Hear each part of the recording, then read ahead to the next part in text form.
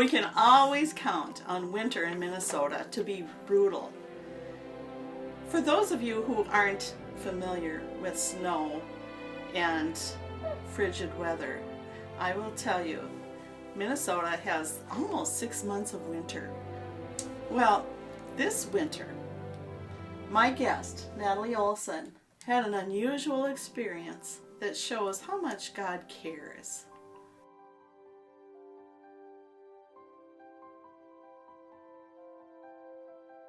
With us today, I have a guest, Natalie Olson, and her beautiful daughter, Ava.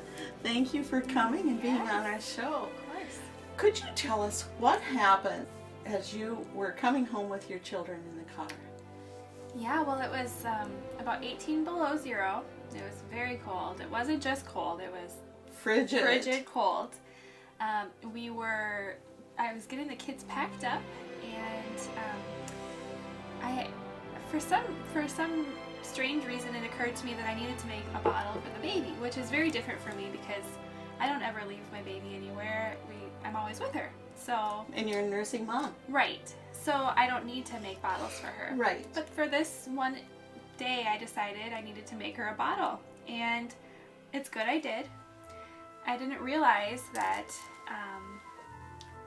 that bottle would be very significant. So I had the kids packed up and we were driving down the street, and it occurred to me, turn around, you forgot the baby bottle.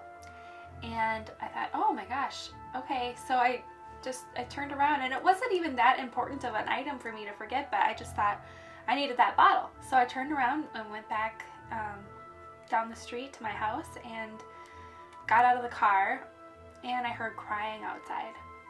And You heard crying outside the car? Outside the car, and it was really, I just remember it being such an odd thing. Like, I just remember thinking, is that my kids crying?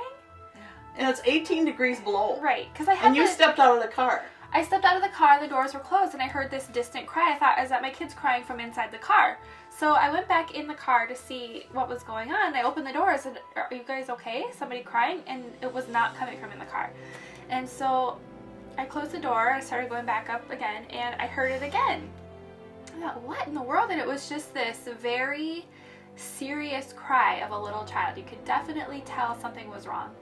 And so I looked up a ways, and I saw this little girl outside with bare feet.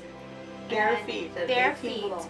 Standing on ice. She was slipping on the ice, and no coat, just a t-shirt, just short sleeves. And she was freezing, and she was hurting. And I'm going to stop there, because when you're walking, even with shoes on, in ice in Minnesota, 18 below, everything's crunchy. It's not a soft, pillowy, no, billowy snow. it's painful. It's painful ice. It's like little knives Mhm. when you step on it and it cracks. right. So she was hurting. She was walking on this and sliding. And she was slipping, and she was trying to catch herself. And I quick examined the situation. I looked to see if there was an adult somewhere. Where did she come from? I didn't see anybody near her. And you didn't recognize her. I never saw her before. We often get a lot of new neighbors in our association, especially this past, well, since it's been winter, we haven't been able to really see any of our neighbors. The kids haven't been playing with any of the new kids. So we didn't recognize her at all. And so I ran over to her, hoping that maybe there was an adult or something, that somewhere. And so I didn't see anybody. I picked her up, and she was very scared. Oh, yeah. So And bewildered. And hurt. And hurting. She was hurting. really hurt. Just even a few seconds in Minnesota. Actually, you could throw water up in the air, And it'll freeze. and it will freeze before it comes down. That is Right. how cold it was. And this little girl was in pain. Yep. She was in a lot of pain. So I was trying to pick her up to take her to safety. She was very scared to go with me because she didn't recognize me. Which is good. It was good, That's but good, except for and I didn't. right now you're I trying to didn't save want her to life. scare her, but I knew I needed to. I knew I had to take her. So I said, I've got some little kids in the car. Do you want to go see some of your friends? And no, she didn't like that. And I had my baby in the car. I said, I have a baby. You want to go see the baby? And she's crying. she's crying, saying, no, no, no, mama, mama. And so I was, it breaks my heart. Oh, yeah, because you've taught your kids I the tell same my kids, thing. stay Don't away go from with a stranger. strangers. Yes. Well, anyway, I picked her up and I brought her to my car where the kids were. I had the car heating up and It was running and warm. yeah, and it was good because I was able to I warmed up her feet. I grabbed her feet and I was rubbing them like this, and you know how you blow on them and Yeah, try those to little tiny feet with no socks. right, no socks. No socks. Bare No feet. coat. And her feet were No reddish hat. purple. They Reddish were, purple you skin. could tell that she was hurt, and I was really worried about frostbite. Dimitri immediately gave my little guy, who's 3, he gave the little girl his coat to wear. Oh, He's a sweetie. touches my heart. Yeah, and Miss Ava here was so sweet to give her socks right off of her feet. She took her shoes Took off. her shoes off, and took her gave socks her her off. socks. And Wow, that after is love. Yep, yep. Good job, And the little girl was Ava. still very upset, and I'm sure a lot of it was because she was hurting so bad. Yeah. And I was trying to comfort her. She was just crying and screaming in the car, and I called the police, and it took them a while to come, and the little girl just wanted to get out. She was very, very upset, and I was trying to comfort her, saying, let's look for mommy. Maybe mommy will come. Should we look for mommy? And then when the police were on their way, I told her, the nice policeman is going to come, and he's our friend, and he's going to help you find your mommy. So they came, and they brought, they called for an ambulance. Yeah. And they loaded her up in there, and she was really scared to go in there, so I was able to go in there with her for a brief moment. And The police were afraid of hypothermia, right. which would mean that her heart, she could go into a heart attack Yeah, at she any would have a time heart because attack. of being. We didn't know how long the child had been out. Right. Okay. Well, and my guess at that point was that she had probably been out no longer than 5 minutes because I hadn't seen her there before. And so When you left your house, when she I wasn't left, there. She wasn't there. And so my guess was she couldn't have been there long. But, you can get frostbite in just a matter of minutes. Yes. So I knew it could be serious. So she went into the ambulance, and they watched her, and then finally, the police were going door to door asking, everybody, is this your little girl? Did you lose a little baby or a little toddler? And nobody recognized her, so. The police could not locate the parents, and the child went off to the hospital. Yeah. News crews caught wind of your story, and they came out from CBS to do some interviews. Yep. So they interviewed us, and the really cool thing about the interview was that the reporter got the end of the story for me. Because I was wondering, how she was, if she really did have frostbite. How the child was. If she was able to, if they were able to find her parents. Right.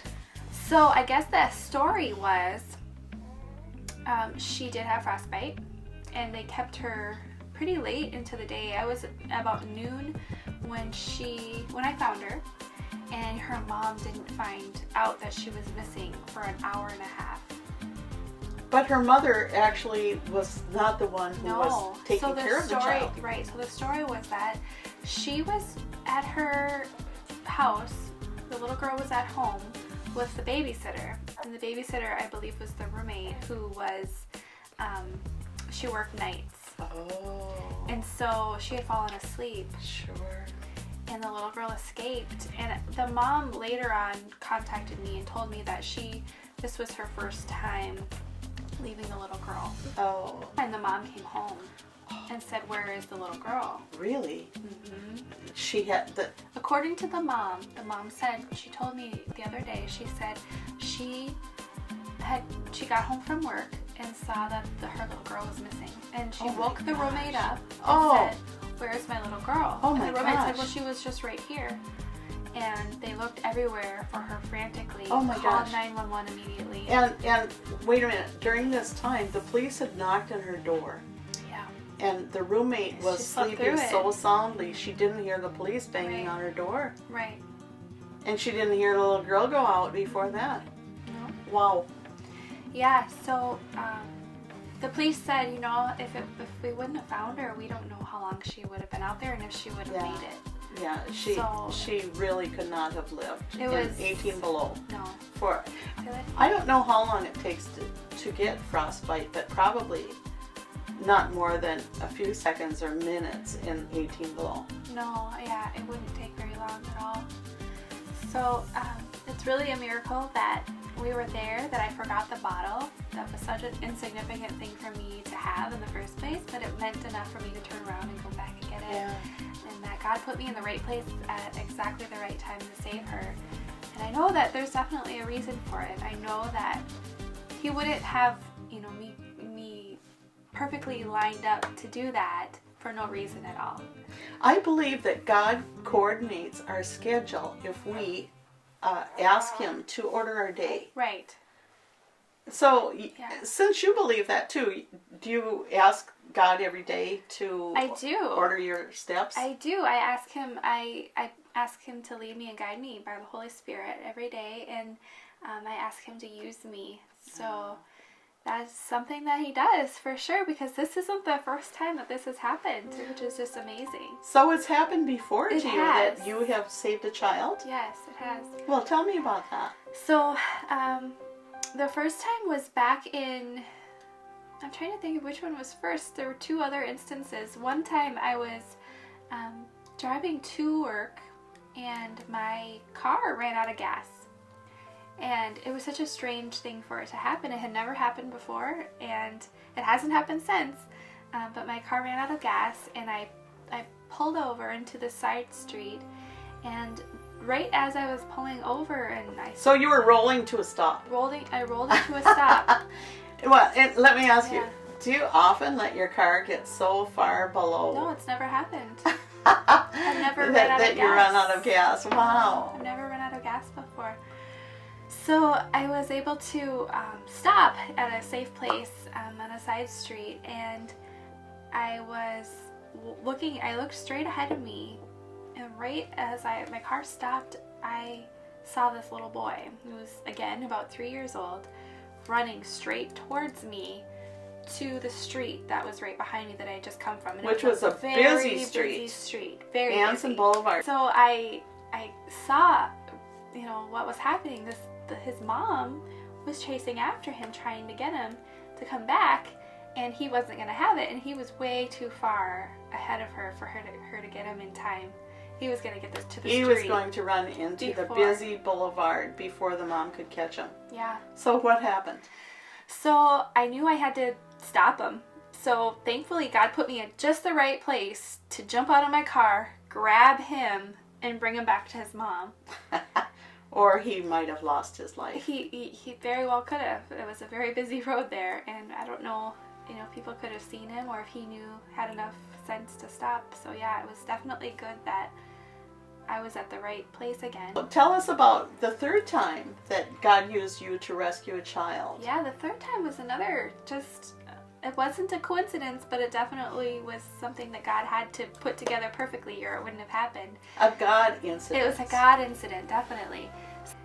You and I worked at the same business, and we were driving into work together, and as we were down the road, I realized I forgot my purse, which was just something really stupid to do. Well, yeah, women do not forget their purses. Right. They might forget their lunch, they might forget their notebook. They don't forget their purses, but Right. you forgot your purse. I did. It was a silly mistake, but I don't think it was actually a mistake. I think God had it planned, because we went back and got my purse, and we're back on our way again. And as we were down the road in morning rush hour, where it was very, very busy, there was a little boy that we saw running towards the street that we were on, and he was wearing only a diaper. And again, he was probably around the same age, about 3 years old. And Bare feet. Bare Nothing feet. on his chest. No pants. right, He was just this innocent little chubby guy. cutie, yeah. He was cute. A little Spanish baby. He looked Yeah. Spanish. And he was running out into this street. Yeah, he was, I don't know, maybe how many feet? from the street. He when was they starting saw him. to go into the gutter. He was already Yeah, in. he was really, yeah. And this is the thing. It was 2 lanes this way, 2 lanes this way, and a turning lane on both of them. And our light was just turning red. Mm-hmm. And we were going to go straight. Right. We were supposed to go straight, but we had to turn left in order to get him. So to what? rescue him because there was oncoming traffic. Right. So you were driving, and I was in the passenger seat, and you whipped around and parked into, or stopped your car into the intersection. Which was interesting because the semaphore had turned red, Yep. and oncoming traffic did not see the child, and they were honking Right. because I stopped right in front of both lanes. Yep. You went on a red light and stopped in front of everybody Because blocked they the could whole see me intersection. better than they could have seen the Right, child. and they were so angry. They Beep, were beep, beep. honking at us.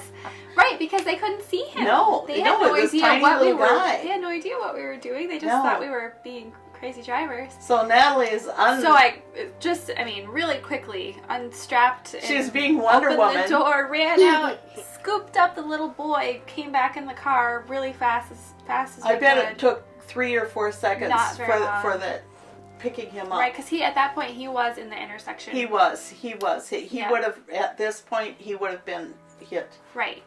Yeah, and especially when the cars couldn't see him. I They mean, that couldn't. was telling you that he would have been hit. He would have been hit. So we were able to bring him into the car and call the police. We pulled over and stopped, Yep. called the police, Yeah. and it was, he couldn't understand us. No, he only spoke Spanish. And Natalie looks more Spanish than I, and I didn't want him to be afraid of me because I had light hair.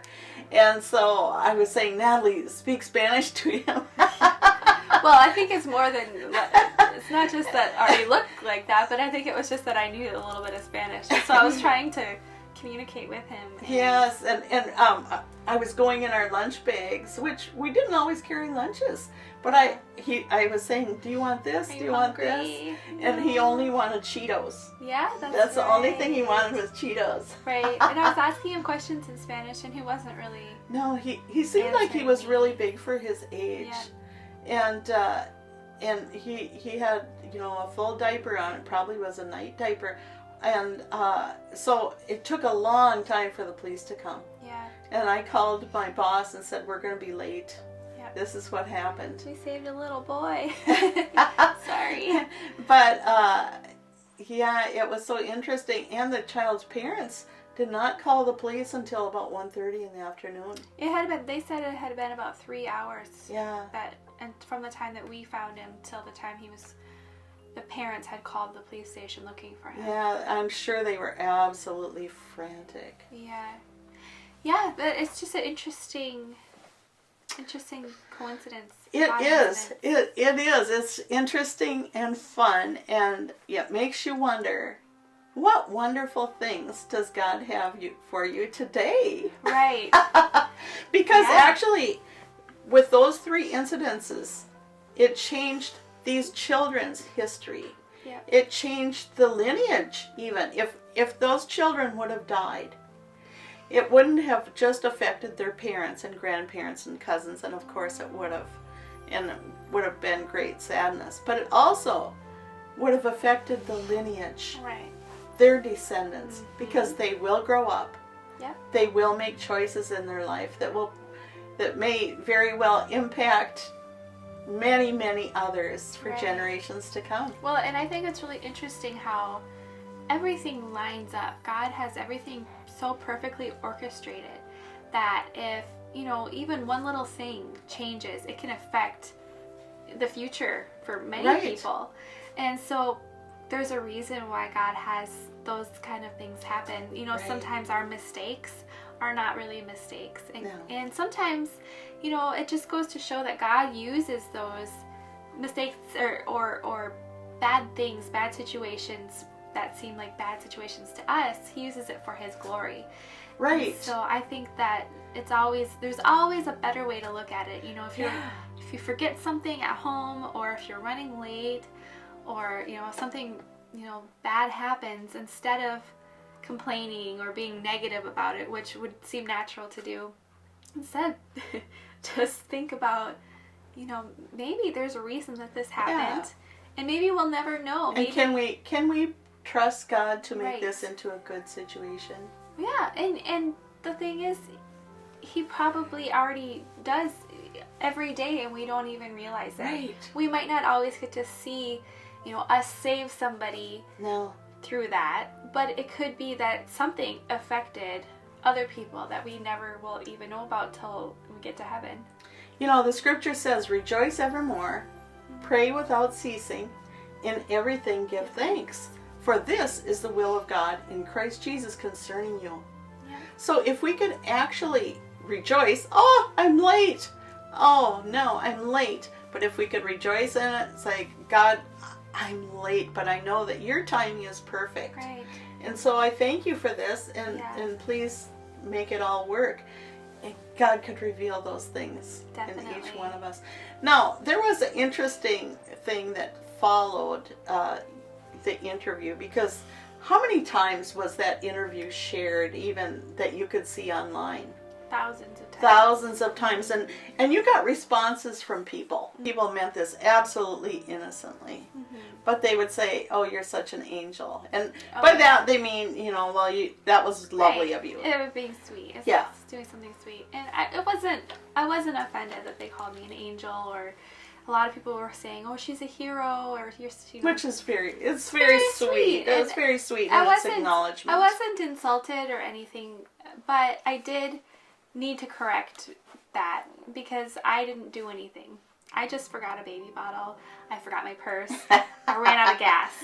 So what's so heroic about that? Nothing at all. I just was a decent person who was at the right place at the right time. And the real hero in all of those situations was God, because he perfectly orchestrated it all. He did. Put me at just the right place at just the right time. Yeah. And I don't deserve any glory for it. I think, I want to make that clear, that God deserves all the glory for it. Well, I think it's incredibly precious, Natalie, that you've taught your children to share. Even when Ava, being cold, took off her socks and gave them to the little girl, and Dimitri gave his coat to the little girl. I mean, that's huge. Right. Oh, and one more thing I should mention for the little girl, Ava was so sweet to let her play with her little stuffed panda bear. Oh, meant yes. so much to her. That was what she was holding with when she was going to That was right. The only thing that comforted that little girl. So was her Ava, panda you did bear. a good job sharing that. People actually do think sometimes that, for instance, loved ones turn into angels after they die. And they say, well, I know she's looking after me. She's my angel now. So, actually, that just cannot happen, because angels are created beings, just like humans are created beings. And God said in Psalms 8, verses 4 and 5, what is man that thou art mindful of him, and the Son of Man that you visit him? For you made him a little lower than the angels, and you have crowned him with glory and honor. So I just think it's probably a good thing to be reminded of, that angels are created things, and they are a little bit, they are on the scale, they are higher than people, but yet God has them serve people by they are the ones who are coordinating things.